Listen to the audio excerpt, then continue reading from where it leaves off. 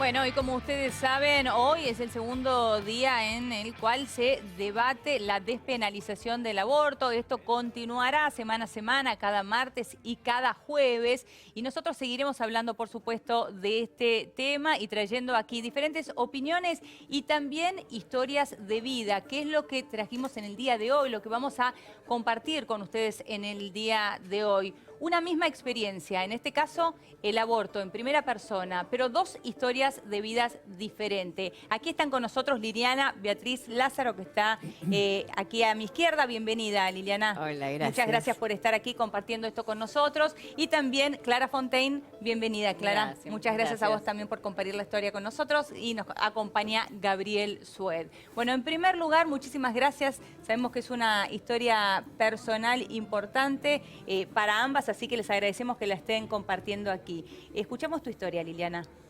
Bueno, brevemente, porque es larga la historia, pero mi aborto fue hace 30 años.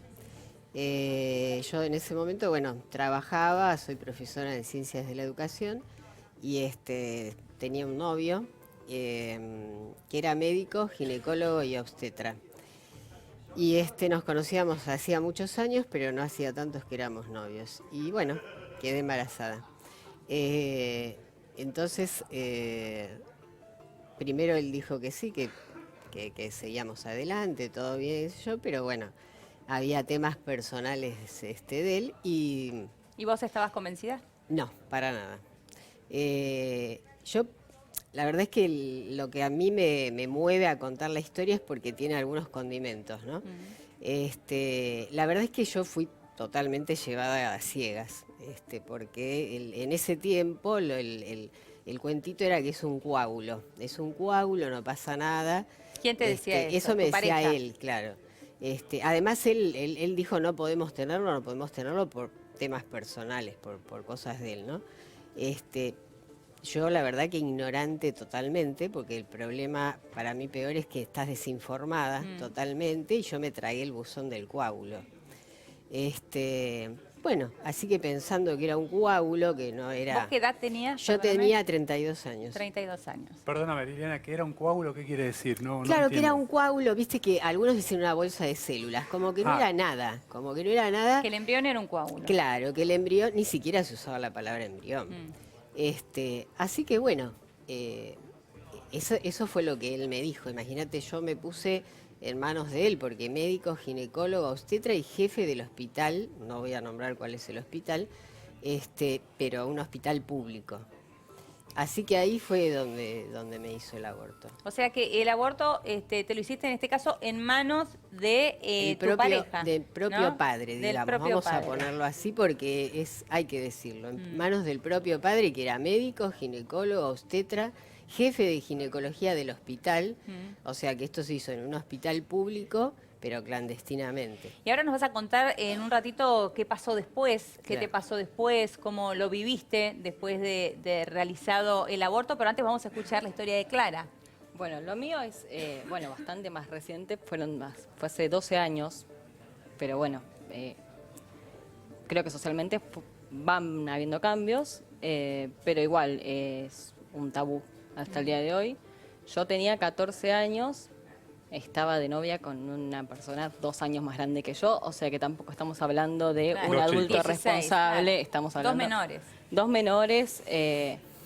Y dos menores que creo que la educación de hoy día nos tira, o nos tiraba, donde se respeta la ley de educación sexual es distinto, pero a la inconsciencia, a la falta de cuidado, porque digamos que todo es lo que uno va recopilando. Y obviamente sabíamos lo básico, lo que creíamos que era lo básico e importante. Y bueno, yo quedé embarazada. Creo que lo más difícil es que a esa edad no tenés una conciencia de lo que pasa, porque no esa edad en la que crees que sos grande. Pero igual sos una nena. Pero sos una nena, crees que entendés lo que haces, pero no tenés ni idea de lo que pasa a tu alrededor. Y bueno, hablé con mi mamá, le conté, y en ese momento ella obviamente fue la que tomó el asunto en sus manos, como el único adulto en la situación. Y fue, a ver, fue como toda una secuencia de cosas que para mí pasaron en un día, ¿no? Es como que tengo la imagen de... Que todo sucedió en un mismo Todo día. sucedió el mismo día. Fue como yo se lo conté, fuimos a un ginecólogo, el ginecólogo nos mandó a comprar una pastilla, fuimos a comprar esa pastilla, después nos mandó a otro médico porque no tuve... Que para mí era una pastilla, ¿viste? Claro. Me mandaron una pastilla. ¿No entendías bien para qué tomabas esa pastilla en aquel No momento? tenía ni idea. ¿Tampoco lo hablaste con tu A mamá? ver, sabía que era finalizar el embarazo. Claro. Pero no... Creo que también en ese momento no había tiempo de contarme a mí cómo era lo que pasaba, porque es esto, ¿no? 14 años, sí, sin ningún tipo de información de cómo son que suceden las cosas. O sea, hay un embarazo, hay que hacer un aborto, existen distintos tipos de aborto.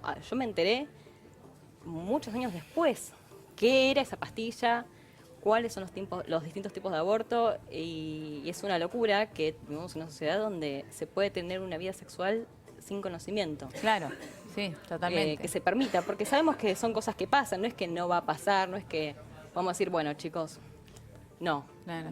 va a pasar y no hay conocimientos, y a mí me pasó eso. Yo ¿Y creo vos en que, ese momento tomaste la pastilla, entonces fuiste a comprarla con tu mamá?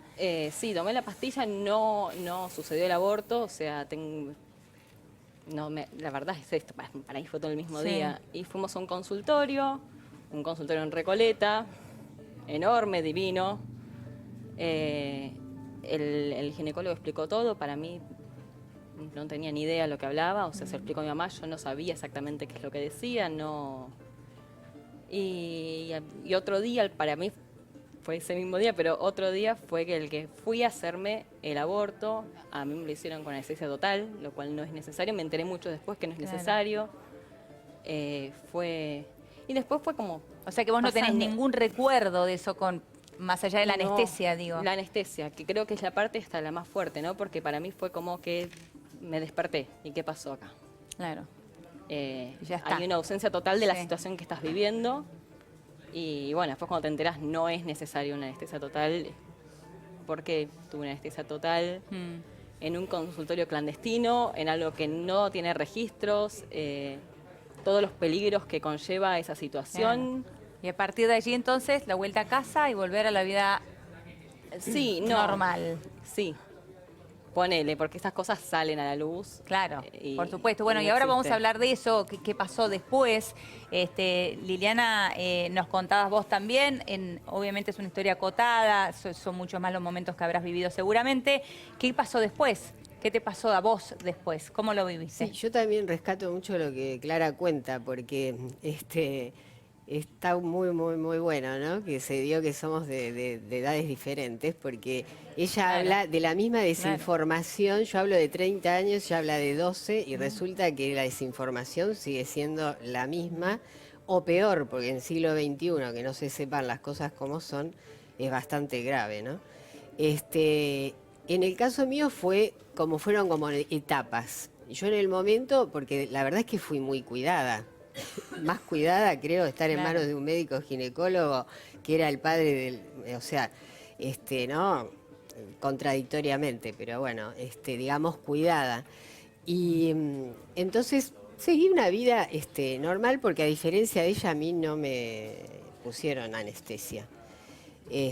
Así que recuerdo la situación, Claro. pero sin ningún maltrato, ni miedo, ni porque fui entregada a que me estaba haciendo algo que no me iba a traer problemas. Claro. Estabas en manos de tu pareja. Estaba en claro. manos, claro, en manos seguras. Y bueno, y entonces, pero en el momento, yo siempre cuento esto, que uno siente como mujer que hay algo que no está, porque ya no está, ese hijo no está y el cuerpo, el corazón te lo dice. El cuerpo yo estaba perfecta, no tenía ningún problema ni lo tuve nunca. Pero el problema empezó, como dice un doctor conocido, acá y acá. Porque acá y acá eso empieza a funcionar. Entonces yo en el primer momento volcaba mucho en mi trabajo, con los chicos, mis alumnos, pero después el paso del tiempo era como un martirio, porque empezás a ver los chicos qué edad tendría, qué sería, si era un varón, si era una nena, y qué hubiera pasado, porque es inevitable, eso ¿Y vos durante ese tiempo lo compartiste con alguien? ¿Pudiste hablarlo con alguien? No, porque esto, si bien, digamos, las cosas, digamos, como que iban cambiando, pero es un tema tabú y no hay vuelta que darle. Entonces, uno, por empezar, que yo pensaba que había hecho algo que estaba bien, porque realmente no tenía conciencia de lo que había hecho. De a poco empecé a tomar conciencia porque este es un tema que lleva tiempo y que ya se empezó a mostrar en la sociedad. Entonces eso también me ayudaba a mí a ir tomando conciencia de lo que había hecho.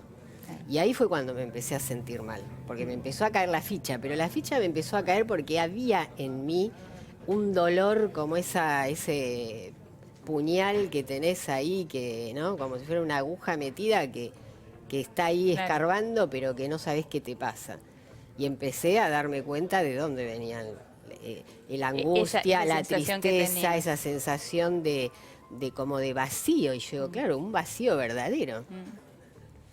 Y después, perdóname, hubo otra etapa en la que realmente esa fue la peor. Porque yo cuando tomo realmente conciencia, empiezo a tener conocimiento de lo que es un aborto, bueno, esa fue la peor etapa, ¿no? Con las ganas de morirte, esto que hay que decirlo, de tener ganas de suicidarte, de pensar cómo morirte, de cómo haces para sacarte la vida. Bueno. Por todo eso pasaste vos. Por todo eso pasé yo, que gracias a Dios puedo estar hablando. ¿Y en algún momento volviste a hablar con quién era tu pareja en aquel momento? No, porque la pareja se rompió, que eso yo también lo he contado varias veces, porque es imposible después de una cosa así que la pareja siga bien. Y además en este caso, digamos que hoy es como que, bueno, yo soy muy creyente, ¿no? Entonces digo, bueno, Dios va mostrándome el camino. Él murió hace unos 12 años o 15 años ya, lamentablemente, que no esté hoy para poder, bueno, ver cómo estaría él hoy, ¿no? También. Claro, poder hablar esto. Hablar esto, que nunca más lo hablamos. Y compartirlo entre los dos. Ahora, Clara Liliana recién decía, bueno, que la desinformación existe en ambos casos, más allá de la diferencia de edad. También hay una diferencia, vos eras muy chica, tenías 14 años, Liliana era más grande y eso sí que es más complejo ver una mujer de 30 años desinformada. Acá estamos hablando de una nena de 14 años, ¿no? Desinformada. Pero bueno, me gustaría también escuchar el día después. ¿A vos qué te pasó? ¿Si te pasó algo similar o absolutamente nada que ver? A mí me pasó algo que para mí la culpa, el peso, toda esa sensación es algo que viene desde la sociedad. Porque el que aborta es un asesino. Entonces, abortaste, mataste a un bebé. Y es una condena tan grande que es muy difícil no empezar como a sentirte que es verdad, yo hice eso, yo me lo busqué, cómo no me di cuenta. Para mí la carga fue eso, que no fue algo personal, porque después hablando en terapia y inclusive por ser madre después, me di cuenta que no tiene nada que ver. El aborto fue sobre un feto que no tiene ni siquiera un electrocefalograma, sí. Discúlpame, estoy como en los nervios, que es una línea, tranquila. No es el pensamiento de un ser humano, no es, podemos considerarlo vida como cualquier cosa que esté vivo, pero no vida humana. Y no podía darles, con el tardé mucho en sacarles esa entidad de vida humana y darme cuenta que era toda una sociedad que te tira y que te ataca y que te dice, vos hiciste esto, vos sentías buscaste. Que esa carga te la había puesto la sociedad, no vos misma y tu... No, para nada, porque yo en ese momento entendí, pero perfectamente, que esta situación estaba fuera de mi control. Yo no podía hacer nada más que ir y decirle a mi mamá, mamá, me pasa esto, solucionalo. Claro, vos sos la adulta. Y al día de hoy estoy convencida de que fue la mejor decisión que pudo haber tomado. Lo digo siempre porque tengo 3 hijos maravillosos gracias a esa decisión. Yo no podría tener a mis 3 hijos si hubiese sido madre a los 14 años porque no hubiese tenido la vida de una adolescente normal, que no hubiese ido nunca al recital donde conocí a mi marido, entonces nunca nos hubiésemos casado, nunca hubiésemos empezado una relación, nunca hubiesen nacido nuestros 3 hijos. Para mí no hay como mucha vuelta. Hoy en día tendría un chico de 12 años que yo no hubiese criado, porque con 14 años no sabía ni yo qué hacía, qué le voy a decir lo que tiene que hacer. La sociedad se encarga mucho de llenar la cabeza de la mujer de que es responsable, que es la culpable, que es la que... Y no es así. En mi caso en particular no puedo culpar a quien era mi pareja porque también es una criatura y no puedo decir también hazte cargo de la situación porque ninguno de los dos estaba apto para saber lo que estábamos haciendo desde el punto de la salud. ¿Él se enteró en aquel momento o no? Él se enteró y creo que estaba o su más familia asustado también, que yo. porque también era un nene, ¿no? Sí, la verdad es que la reacción de su familia nunca la supe bien, pero él en su momento estaba, creo que más asustado que yo todavía, porque no es una noticia que te esperás. No, claro. Y hoy en día la mayoría de los casos son hombres grandes que saben lo que hacen. Y como que creo que nos cansamos todas de escuchar esta cosa de cerrar las piernas, hacerte cargo, si vos querías, dos querían, dos hicieron, y no hay ningún acto que pueda someter ni a una persona a parir, ni a un ser humano a ser criado por alguien que no lo quiere. Creo que es una carga terrible para alguien decirle vas a venir a este mundo porque sos el castigo de la mujer que te va a parir. No es el modo de nacer, no es el modo de formar una familia, eso no es un hogar, y sacando todas las otras complicaciones de mujeres que no tienen para comer, que tienen hijos y no tienen los medios para alimentar a los hijos que ya tienen y tienen que traer otra criatura más al mundo y después nos quejamos de que los chicos no tienen para comer y que tienen hambre. Y si estamos como colaborando todo el tiempo este proceso de que los chicos no tengan educación, sean pobres, sacarle los derechos a los pobres, sacarle el derecho, es como... yo creo que para mí fue muy liberador sacarme del tabú social que cargué durante toda mi adolescencia. Fue muy difícil para mí y cuando me lo saqué me di cuenta que hasta mi experiencia fue una experiencia positiva. Claro. Porque yo tuve la posibilidad de acceder a algo seguro, porque yo tuve la posibilidad de ir a terapia, porque yo tuve la posibilidad de decir la vida es una mierda y ya está, y me tiro y sufro, y no puede hacer eso. Una piba... ¿Y tenías una mamá que te acompañó? Tenía una mamá que me acompañó. Tenía un montón de amigos, tenía un montón de espacio donde me podía sentir protegida. Una piba que está sola, ella, sin nadie a su alrededor, que tiene que hacerse un aborto en su casa con lo que encuentra o en una clínica que no sabe lo que va a pasar. Yo tuve suerte. Yo puedo estar acá sentada contándotelo porque yo tuve suerte. Lo pasé del mejor modo posible con todos los privilegios que conlleva ser de clase media. ¿Puedo hacer un Sí, claro, comentario? por supuesto, Liliana. Porque igual yo no estoy de acuerdo con el aborto. No sé si lo dije o se nota en el transcurso de lo que voy diciendo. Primero que hay algunas cuantas cosas que hay que decir, porque esto del que está hablando Clara de que no tiene el cerebro, digamos, que si le haces un estudio, no es así. Hay infinidad de estudios y de ecografías donde se muestra el corazón, el cerebro, o sea, de 7 semanas. Eso es una, porque hay que hablar de lo que es el tema científico. Acá hay varios, digamos, aristas, ¿no? Científica, psicológica, espiritual, que no hay que dejar ninguna de lado, y social. Yo la escuchaba ella, a mí al contrario, todos me hacían, qué bien lo que hiciste. Profesoras de nivel medio, ¿entendés?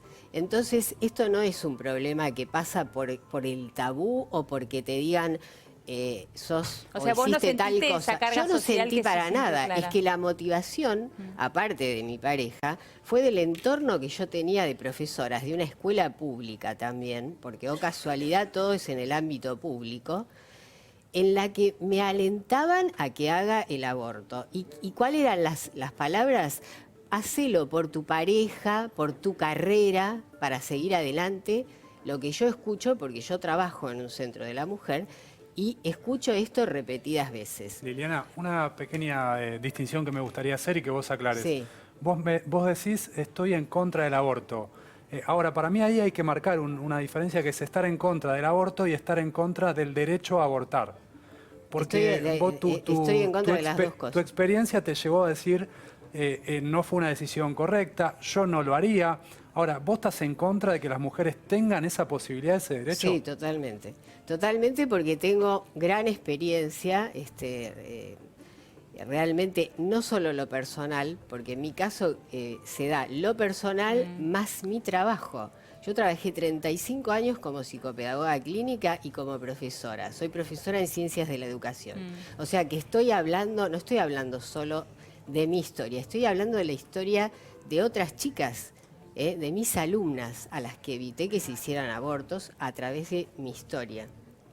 Entonces, ¿La compartiste con tus alumnas? la en algún compartí con momento? mis alumnas Mirá. y logré que no lo hicieran. ¿Pero por qué? Primero porque el contar la experiencia es muy movilizante y no te pueden venir a decir de qué me estás hablando. La otra es que las ayudé. Es más, conocí a sus bebés, ¿no? Un par de ellas que logré que los tuvieran. Para ser mamá, lógico, hay edades mejor, más grande, más joven, pero el aborto inesperado es siempre lo mismo. Tengas 14 años o tengas 30, porque es inesperado. Con El embarazo. El embarazo, claro. Perdón. No deseado, sí, claro. no deseado.